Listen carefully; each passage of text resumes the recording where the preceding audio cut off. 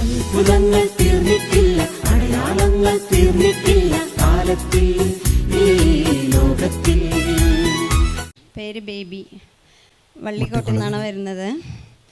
ഇന്നലെ ഹോസ്പിറ്റലിൽ അഡ്മിറ്റായിരുന്നു. ഈ നേരത്ത് നല്ല ബുദ്ധിമുട്ടും ശ്വാസം മുട്ടലും ശരീരം മൊത്തം എരിച്ചിലും ആയിട്ട് ഇരിക്കാനും കിടക്കാനും പറ്റുന്നുണ്ടായിരുന്നില്ല.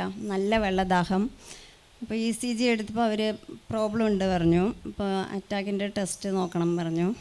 അപ്പോൾ അതെടുത്തതിന് ശേഷം ഞാൻ ഒന്നുമില്ലാതിരിക്കട്ടെ ദൈവമേ എന്ന് പറഞ്ഞ് യേശുവിനോട് പ്രാർത്ഥിച്ചു. അപ്പോൾ പ്രാർത്ഥിച്ചു കൊണ്ടിരിക്കുമ്പോൾ എൻ്റെ നെഞ്ചിൽ നിന്നും എന്തോ ഒന്ന് വെളിയിലേക്ക് പോകുന്ന മാതിരി തോന്നി. അപ്പോൾ അതിന് ശേഷം എനിക്ക് ശരീരത്തിൽ ആശ്വാസവും പ്രാർത്ഥിക്കാനൊരു ശക്തിയും കിട്ടി.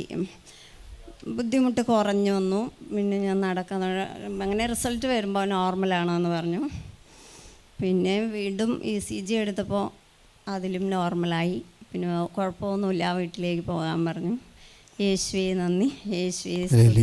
എൻ്റെ ജീവിതത്തിലേക്ക് കടന്നു വന്ന് ഇത്രയധികം എന്നെ സ്നേഹിച്ച്, എൻ്റെ കുടുംബത്തെയും വളരെയധികം സ്നേഹിച്ച് വിശ്വാസം എന്നൊരു നിധി എനിക്ക് തന്ന് ദൈവത്തോട് ചേർത്ത് നിർത്തിയതിന് 1000 നന്ദി. യേശുവേ സ്തുതി.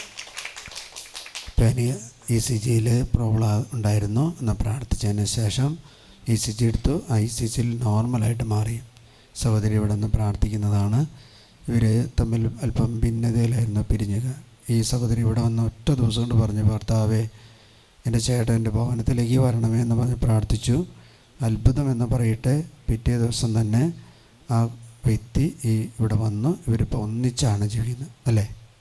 അല്ലേ ഏകദേശം 10 വർഷമായിട്ട് അവർ പിരിഞ്ഞു നിൽക്കുന്നതാണ്. പക്ഷേ ഒറ്റ ദിവസത്തെ പ്രാർത്ഥന കൊണ്ട് ഒരു കർത്താവ് ഒന്നിച്ച് യോജിപ്പിച്ചു. മാത്രമല്ല, ഭർത്താവിനെ കൊണ്ടുവന്നു.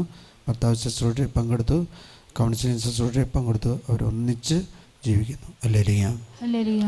ഒരു ദിവസം ധ്യാനം കൂടിയാൽ ഒരാഴ്ച ധ്യാനം കൂടുന്ന പോലെ തോന്നി. അതുകൊണ്ട് 2 തവണ വന്നു. 3ാമത്തെ തവണ വരുമ്പോൾ ഭർത്താവിനെയും കൂട്ടിയിട്ടാണ് ഈ ധ്യാനത്തിന് ഈ സഹോദരി കടന്നു വന്നത്. അങ്ങനെ നമ്മൾ പ്രാർത്ഥിക്കണം. ഒറ്റ ദിവസം കൊണ്ട്, ഒറ്റ മണിക്കൂർ കൊണ്ട് നമ്മുടെ ജീവിതത്തിൽ ദൈവം ഇടപെടാനായിട്ട് കർത്താവിന് വഴിയുണ്ട്. അതിനെക്കുറിച്ചാണ് നമ്മൾ ചിന്തിക്കുന്നത്. ഹല്ലേലൂയ.